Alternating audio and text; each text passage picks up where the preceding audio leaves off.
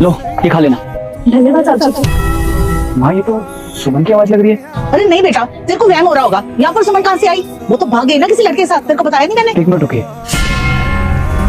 सुमन?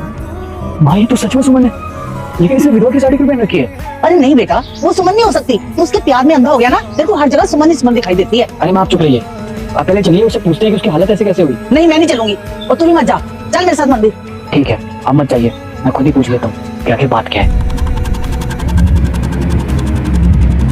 सुनिए जी? मैं जान सकता हूँ कि आप यहाँ पे क्यों लेटी हुई हैं?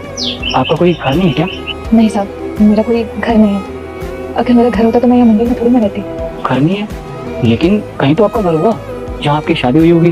क्या मैं जान सकता हूँ कि आपके पति को क्या हुआ था? क्या पता मैं आपकी कोई मदद कर सकूँ।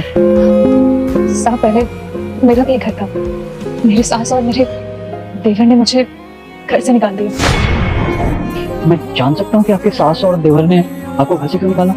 साहब मेरे पति बिजनेस के लिए बाहर फॉरेन गए थे, लेकिन आते वक्त उनकी फ्लाइट क्रैश कर गई और वो नहीं रहे। जैसे ये बात मेरे सास और मेरे देवर को पता चली तो उन्होंने मुझे ताने देने शुरू कर दिए। मैं ही मनहूस हूँ, मैं अपने पति को खा गई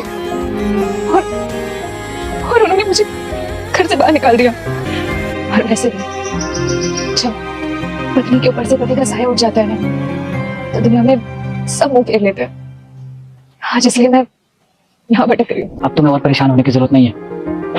इससे पहले मैं हनुमान हूं, मुझे इग्नोर मत करना। तुम इस वीडियो को लाइक करके चैनल को सब्सक्राइब करो, तुम्हारा हर काम सफल होगा। और जाते जाते कमेंट में मेरे प्रभु श्री राम का नाम लिख देना, क्योंकि तुम्हारा पति जिंदा है ना।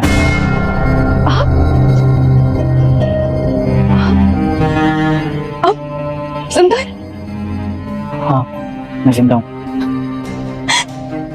कहाँ चले गए थे आप? आपको पता है मैं आपके बिना कितनी अकेली हो गई थी। माँ जी ने तो मुझे मनहूस बताकर घर से बाहर निकाल दिया।